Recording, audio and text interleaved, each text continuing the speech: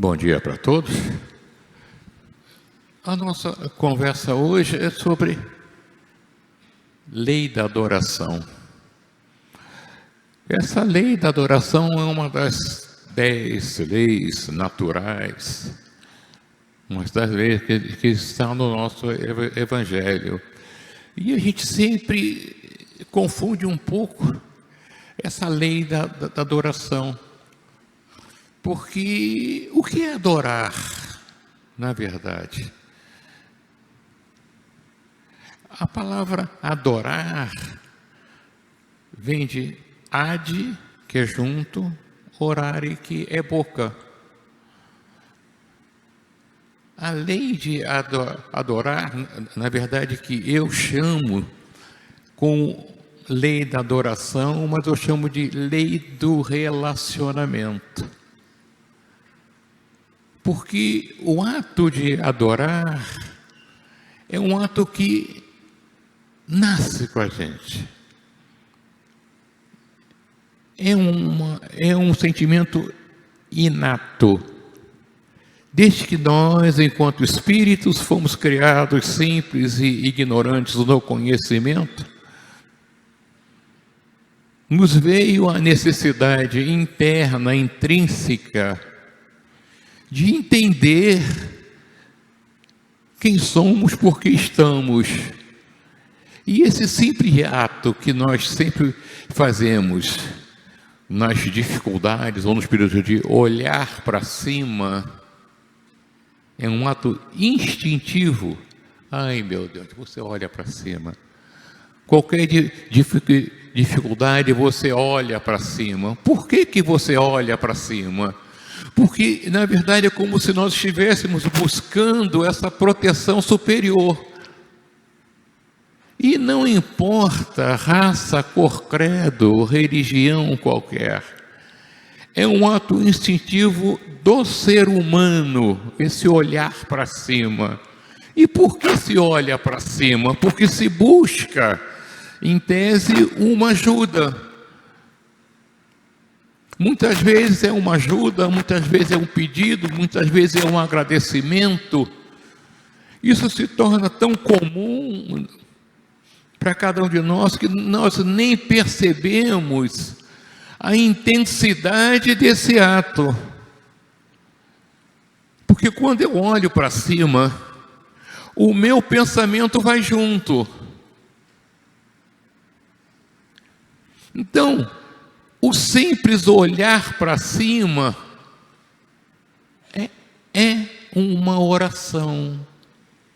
Pode ser entendido como uma oração. Isso significa dizer que uma oração, ela não precisa ser verbalizada. Porque muitas vezes nós verbalizamos, falamos, e o sentimento não está, e nada sai do coração. E essa lei da adoração faz parte das 10 leis naturais.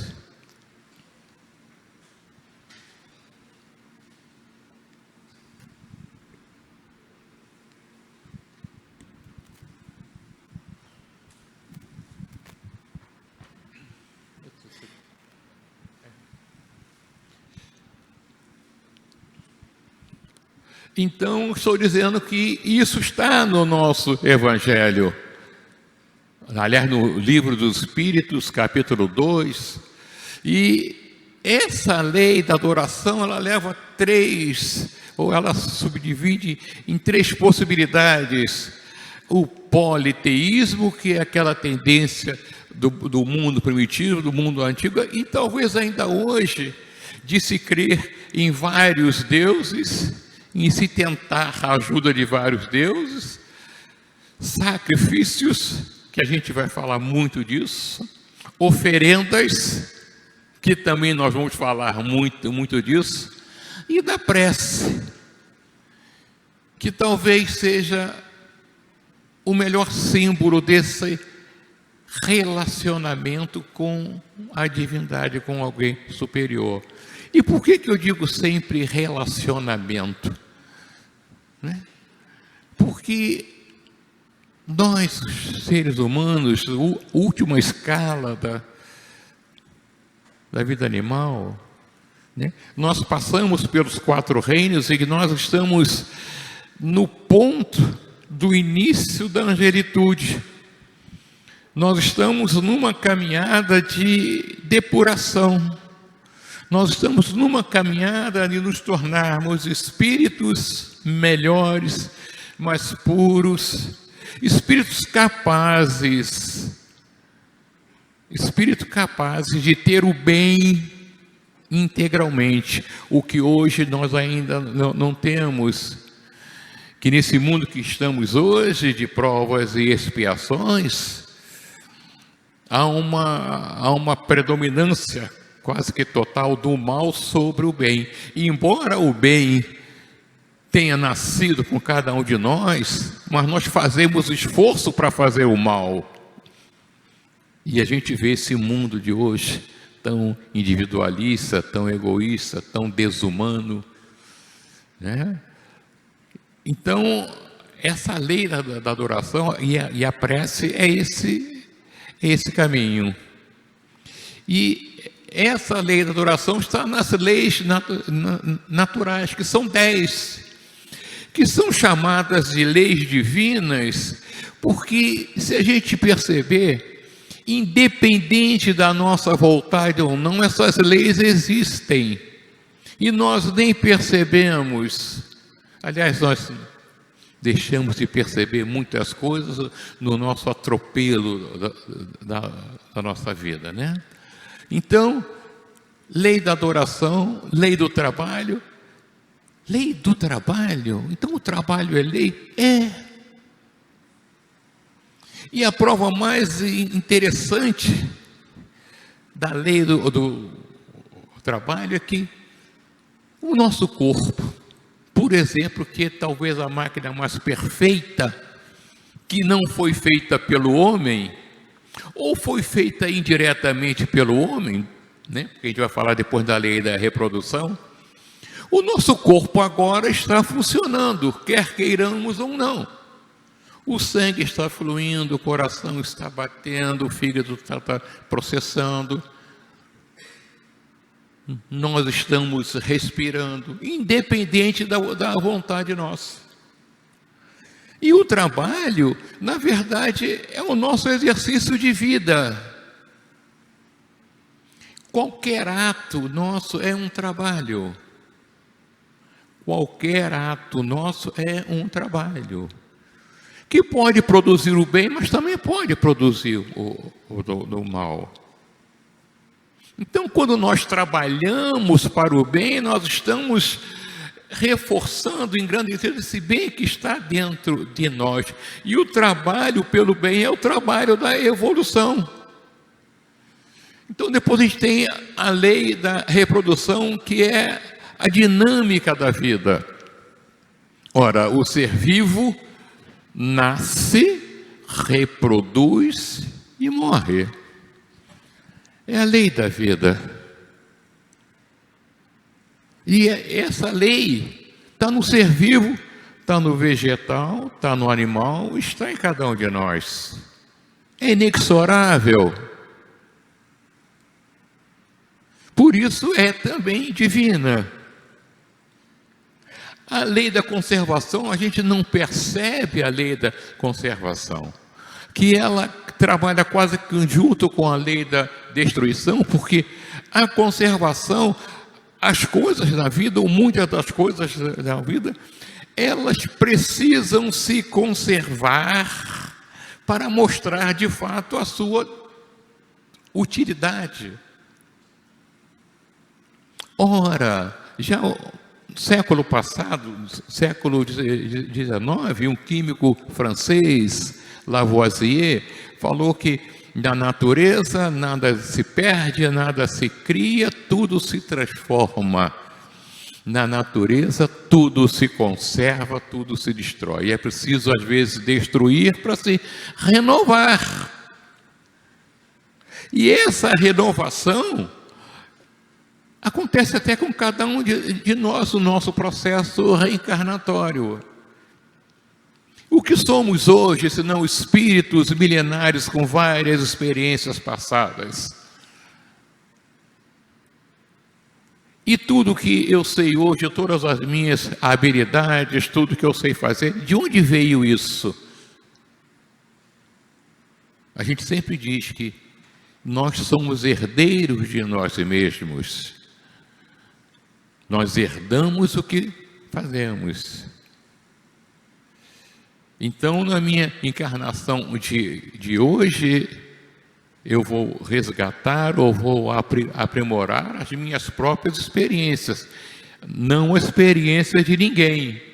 Depois eu tenho a lei do progresso. Caramba, por isso estamos aqui. Já estivemos lá nas cavernas, sem luz,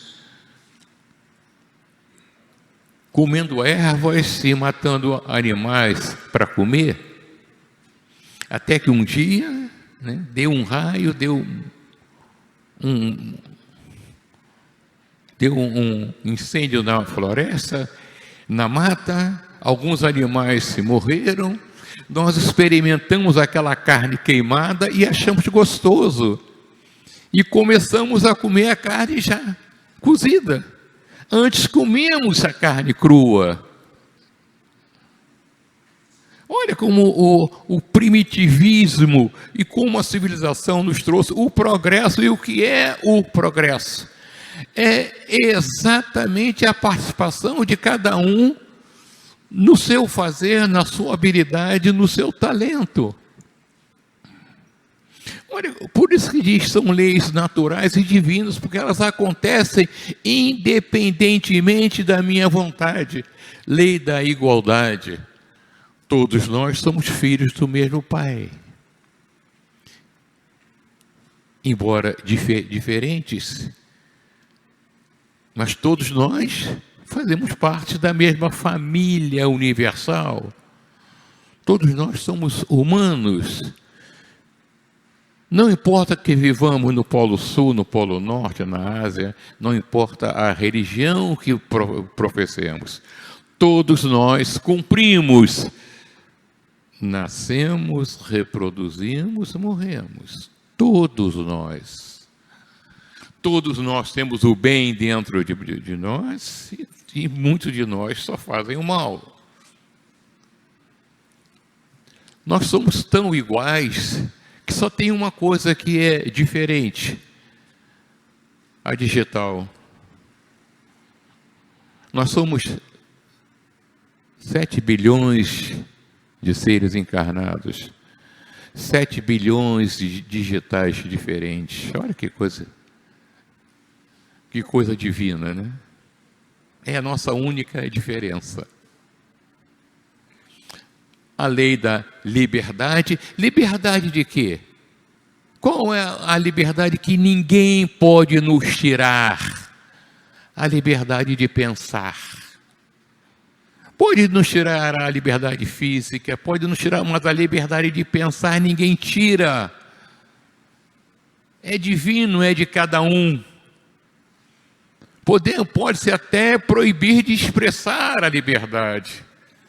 Eu posso ser proibido de falar, de escrever, de fazer, mas de pensar ninguém pode proibir. Ela é única. E no final, o que fecha todas essas 10 leis, a lei do amor, da justiça e da caridade. Que na verdade é o corolário do ensino do mestre. Amai o próximo como a ti mesmo. Então, olha só, essas 10 leis divinas são 10 leis da nossa vida, que nós não percebemos, mas nós fazemos, nós vivemos. E aí vem o que é de fato a adoração? A adoração é a elevação do pensamento a Deus, um ato de transcendência. Por que é um ato de transcendência? Porque ela pode acontecer em qualquer lugar, em qualquer momento, onde quer que esteja. entre o homem e a divindade superior, entre o homem e o ser divino. Não importa se esse ser divino se chame Deus, Alá, Jeová, não importa o nome que nós possamos dar. O que importa é que esse pensamento, essa adoração chega e retorna.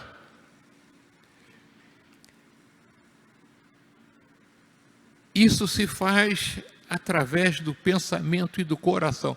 Por que do pensamento e do coração? Porque muitas vezes eu posso pensar apenas para... há uma pesquisa empírica que diz que nós somos capazes de, durante o dia, ter 12.000 pensamentos. 12.000 pensamentos. Pelo menos 10% desses pensamentos a gente percebe. Pelo menos 10% desses outros 10% desses pensamentos, nós transformamos em palavras. E pelo menos 10% dos 10% dos 10%, nós transformamos em ato. Então tudo começa lá no pensamento. E o coração? Porque o pensamento, como nós temos o bem dentro de nós, ele pode vir do coração, do bem, mas ele pode também ter um descaminho e eu pensar o mal. Então, a adoração passa pelo caminho do bem. E o que é preciso? Basta o pensamento com a vontade direcionada para entrar em sintonia com a espiritualidade superior e com Deus. Por que eu estou dizendo espiritualidade superior? Porque nós, espíritos eternos, e a nossa doutrina é a doutrina dos espíritos, foram os espíritos que ditaram a Kardec o Pentateuco, os 5 livros, livro dos espíritos, livro dos médiuns, Evangelho, céu e terra e a Gênese.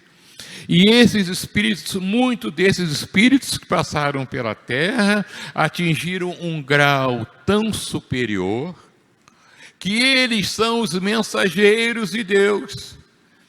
Então a nossa prece, ela chega a esses mensageiros de Deus, ela é sentida pelos mensageiros de Deus, e aí, dependendo do nosso merecimento, da nossa necessidade, da misericórdia divina, nós somos atendidos. Não no que se pede, mas no que se precisa.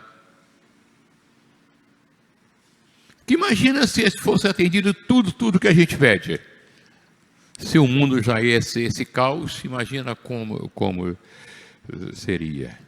Porque nós, criaturas do Criador, esse Criador, Deus Pai, sabe das nossas necessidades, dos nossos merecimentos. Então, muitas vezes, o que pedimos não vem na hora que queremos, da forma que queremos, mas vem de uma outra forma inusitada que nem pensávamos.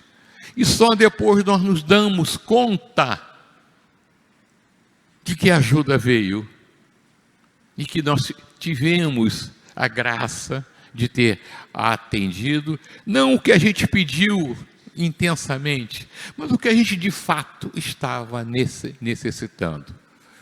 Então, a adoração é esse processo por isso aí diz que é relacionamento. Quem está com Deus está com tudo, vamos dizer assim. E aí, como é que eu faço essa adoração? Eu tenho várias formas de fazer, né? E como é que surge isso?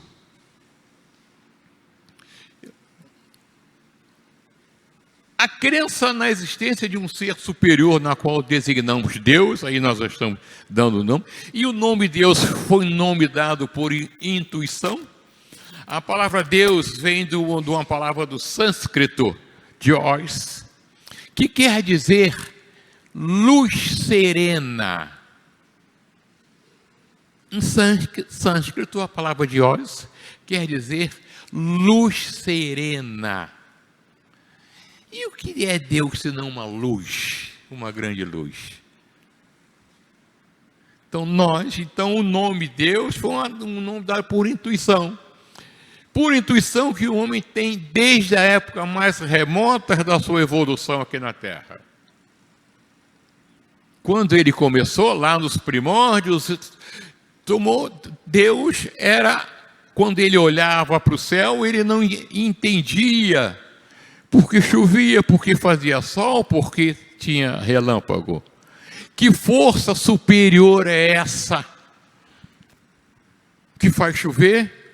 E aí eu percebo que à minha volta a natureza se renova, os vegetais se renovam, surgem mais coisas para eu me alimentar. E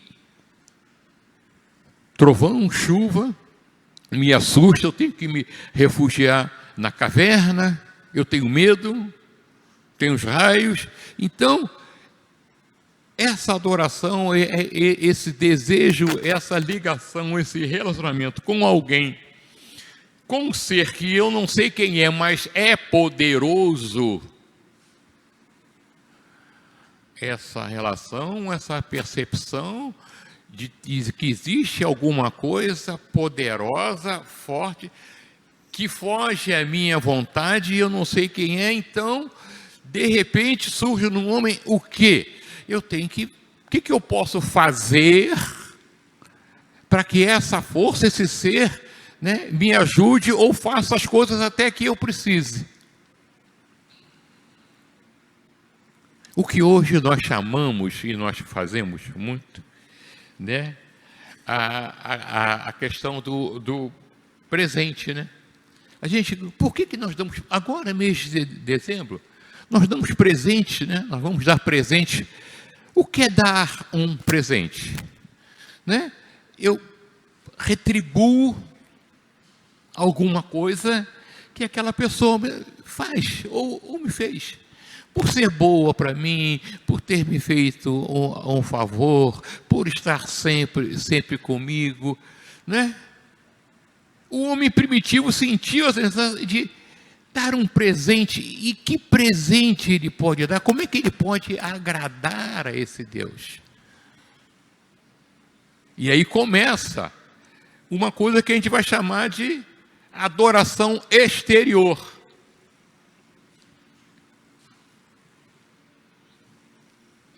Essa adoração exterior, que está dita na questão 652 do livro dos Espíritos, pode considerar a adoração como sendo sua fonte natural, desde lá do início. Ela é uma lei natural, pois é resultado de um sentimento no homem, e por isso encontrado em todos os povos. E aí, que Deus é esse? Que força é essa? Pode ser um Deus vingativo, pode ser um Deus guerreiro, pode ser Deus que necessitava de agrado, pode ser um Deus de animal feroz, pode ser fenômeno, pode ser qualquer coisa. E aí, dependendo da cultura, dependendo do estado desse homem, ele começou a ter as várias formas de adoração. Várias formas de adoração. Que nós hoje, que o Espiritismo nos ensina hoje, que nós temos o dever de entender, o dever de perceber que essas formas de adoração trazem no fundo um sentimento puro. Porque o mais importante é o pensamento de agradar. Não importa, hoje nós podemos dizer que é até bastante estranho, não importa se para agradar eu tenha que matar um animal achando que esse Deus ficaria contente se eu oferecesse esse animal para ele. Então eu tenho várias formas de adoração, que são coisas externas, porque o mais importante é o sentimento.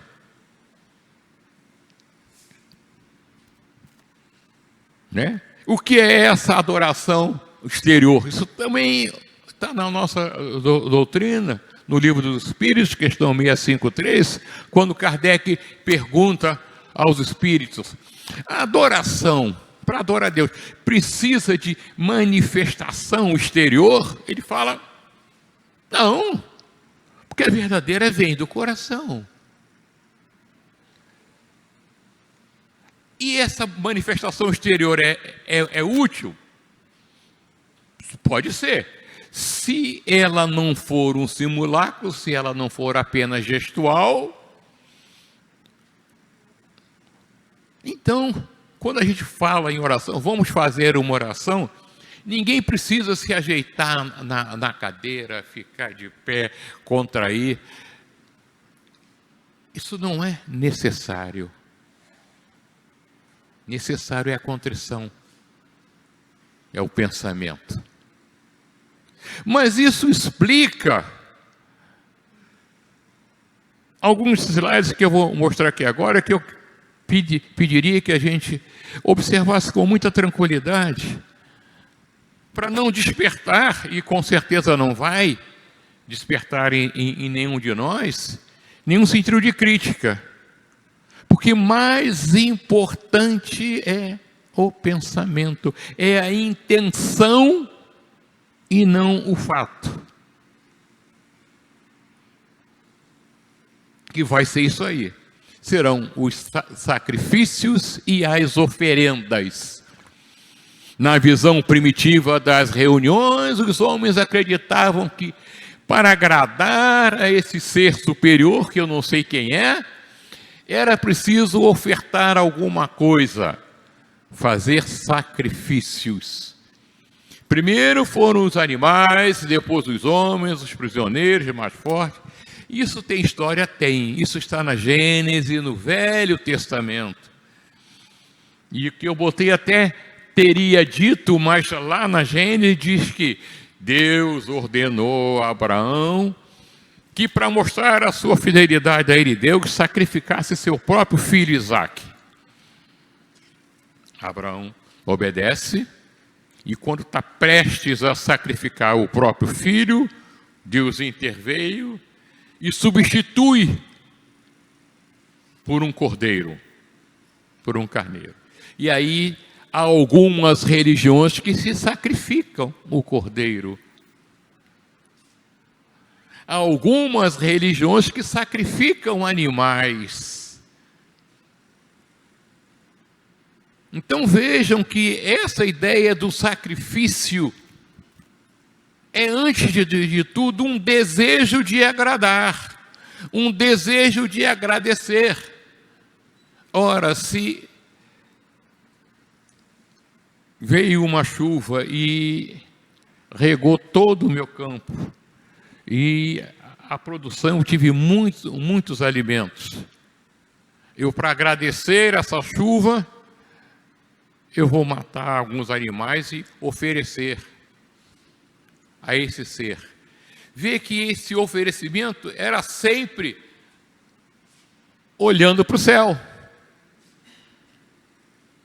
para o ser superior. E isso variava segundo a própria cultura. Algumas tribos africanas, nômades ainda hoje, ainda sacrificam, ainda matam os prisioneiros mais valentes. Na história do Brasil, há uma tribo famosa, a tribo dos Aimorés, que a história conta, que teria sacrificado e feito um jantar com o bispo Pero Fernandes Sardinha, os índios canibais. Nós, de alguma forma, isso a nossa evolução está dizendo que um dia nós não teremos mais esse hábito, que é um hábito cultural, nós ainda sacrificamos animais para a nossa alimentação. E há culturas que não sacrificam. Na Índia não se come a carne de vaca. A vaca, aliás, é um animal sagrado. Olha como tudo depende da cultura.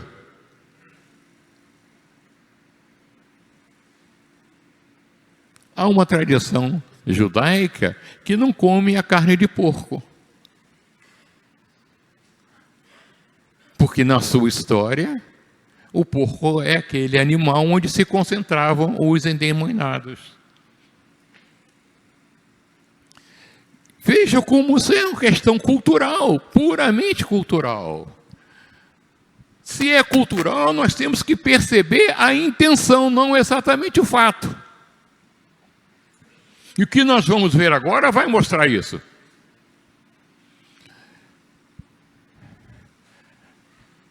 É adoração. Aí assim, mas precisa isso tudo? Para mim não precisa, para nós espíritas não precisa. Mas eu tenho que respeitar essa cultura. Mas precisa acender vela para dar luz? Nós espíritas entendemos que não. Que a luz divina é uma luz interior. Mas há culturas que precisam. E eu vou julgar o fato? Claro que não. Eu vou julgar a intenção. Se a intenção é honesta, é para o bem, respeita-se. Willy, passa outro. Outro exemplo. Porque cada um de nós percebe, sente o Deus que está dentro de si. E o Deus que nos protege de uma forma. Nós espíritas temos o nosso evangelho, a nossa doutrina, que explica todos esses fatos de uma maneira bastante clara. E que diz claramente que como nós somos espíritos imortais, e no livro dos médiuns, na questão 159, diz que todos nós somos médiuns, todos nós somos intermediários desse mundo material que vivemos e do mundo espiritual que um dia nós iremos para lá. Então nós acreditamos nisso, nós professamos isso, então nós não precisamos necessariamente desses fatos internos para expressar a nossa adoração, o nosso relacionamento com Deus ou com os espíritos. E por isso eu tenho que entender também quando alguém usa uma medalha, um cordão, uma guia, qualquer coisa. É dele. O que importa é a intenção, não o fato.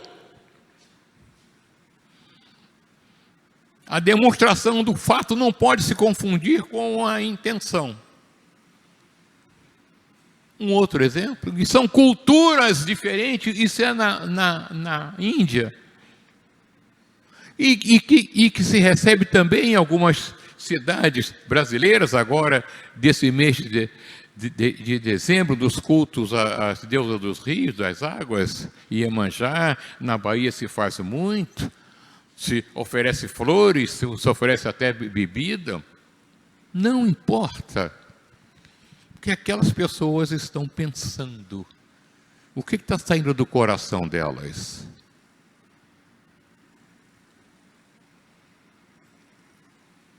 Mais um exemplo, né? Mesmo que nós achemos que isso é exagero, que não precisa, mas cada um, como diz, cada um com seu, cada um. O respeito às religiões, o respeito à liberdade, a lei de liberdade de pensamento tem. Por isso é lei divina que nós devemos obedecer e seguir.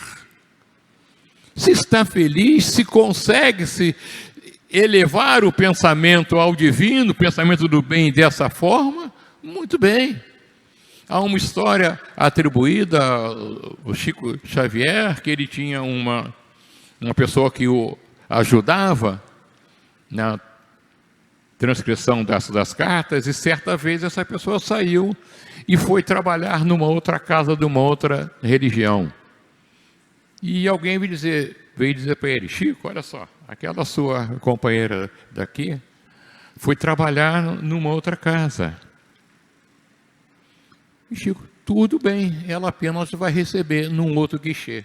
Ou seja, o bem dela vem pelo outro guichê, mas é o bem. Não importa o fator. Vê que são várias formas de adoração. E não importa se essa adoração esteja simbolizada numa imagem, até numa pedra. Isso não importa. O que importa é que aquele que adora tenha esse sentimento. Isso venha do coração. É a intenção.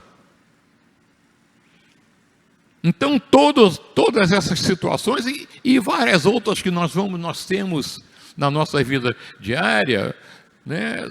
As pessoas têm a sua forma, e que muitas vezes é uma questão cultural. E muitas vezes a questão cultural não é uma questão de ignorância. A questão cultural é uma questão de visão de vida, de ótica de vida, de percepção das coisas. O que importa, acima de tudo, é se estar pensando no bem. Porque eu tenho a prece, que a gente falou desde o início, que é o nosso caminho. Qual o caráter da prece? Kardec pergunta aos espíritos, eles respondem: a prece é um ato de adoração, orar a Deus é pensar nele. Por isso é transcendente, é se aproximar dele, por isso é relacionamento, é se colocar em comunicação com ele. Então, na prece eu posso louvar, eu posso pedir para mim ou para outros, ou posso agradecer. Em geral, a gente só pede, né? Em geral, a gente só pede, né? Mas eu tenho essas 3 formas da prece, que são formas de adoração. Mesmo naqueles exemplos que a gente viu das várias culturas, o que está se fazendo? Está se agradecendo, está se pedindo, está se louvando. Seja num barco, seja num altar, seja deitado ao chão, não importa.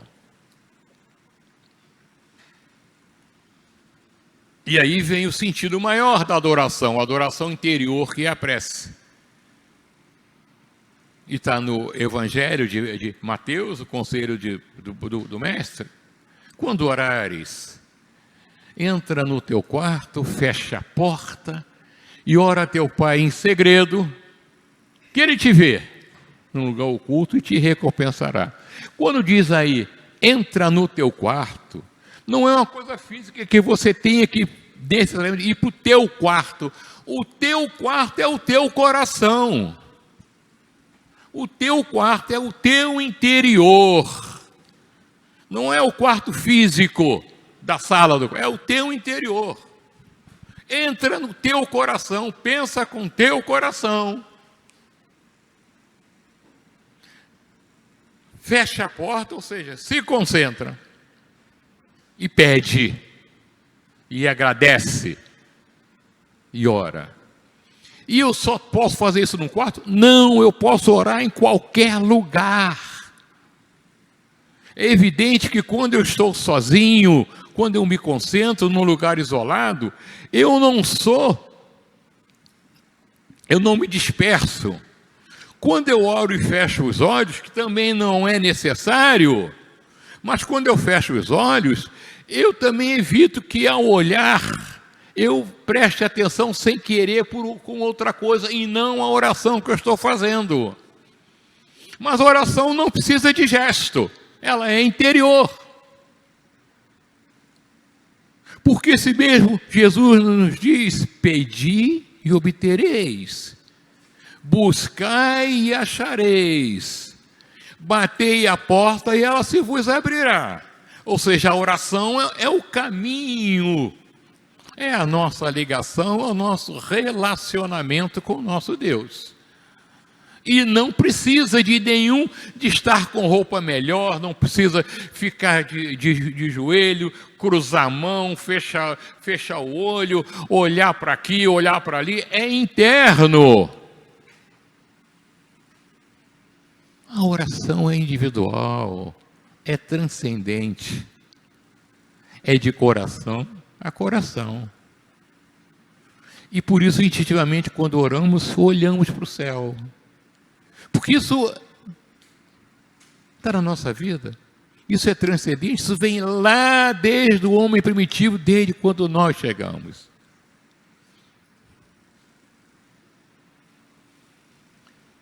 O que é a prece? A prece é um recurso que devemos utilizar sempre, porque abre um canal com o divino, proporcionando um estado de paz íntima, que acalma e permite a receptividade de energias superiores.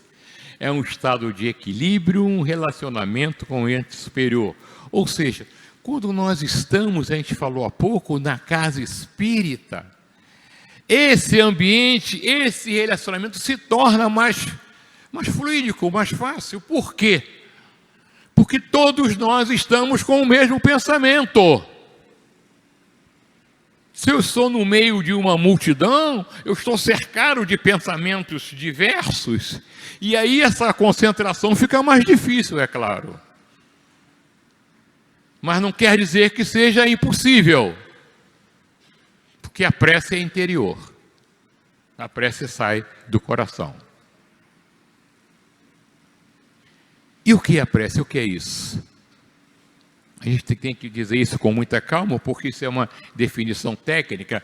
Pensamento é uma radiação eletromagnética.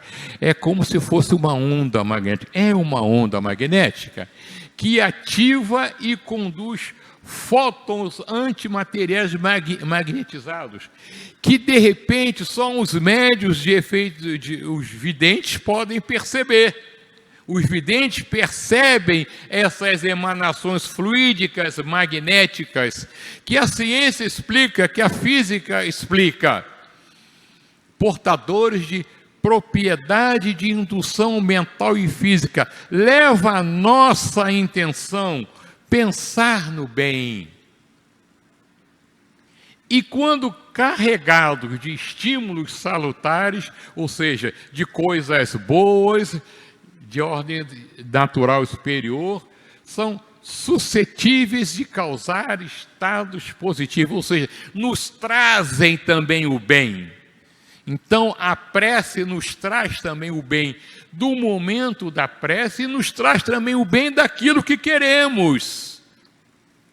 Por isso, a prece interior é a prece.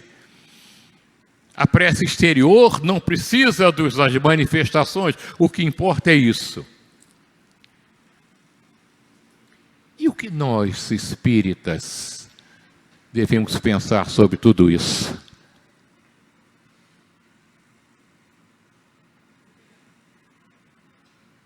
Jesus já nos adverte. Não julgue, não critique. Por quê? Deus prefere os que adoram no fundo do coração, com sinceridade, fazendo o bem e evitando o mal. E é o que o Evangelho diz, o que é mais agradável a Deus. E aí é a razão por que nós devemos respeitar, entender o outro. Todos os homens são irmãos e filhos do mesmo Deus, que chama para ele todos os que seguem as suas leis, qualquer que seja a forma pela qual exprimam. Então não importa o fato, não importa a manifestação, importa o sentimento.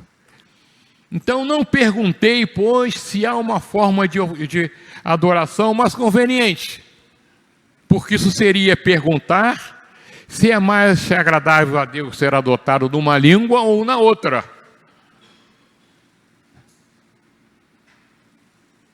Digo-vos ainda que os cânticos chegam a ele, os cânticos não chegam a ele senão pela porta da oração, do coração, ou seja, não importa a forma, o que importa é a intenção da prece.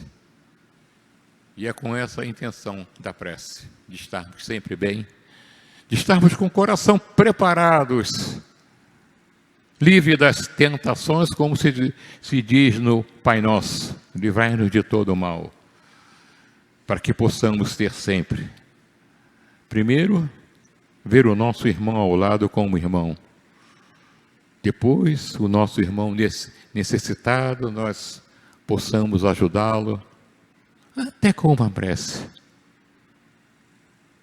E muitas vezes a prece é a melhor ajuda, mais do que às vezes ajuda material, porque a prece renova, a prece traz para cada um de nós e para quem dirigimos a prece essa paz que nós todos precisamos. Muita paz para todos. Obrigado.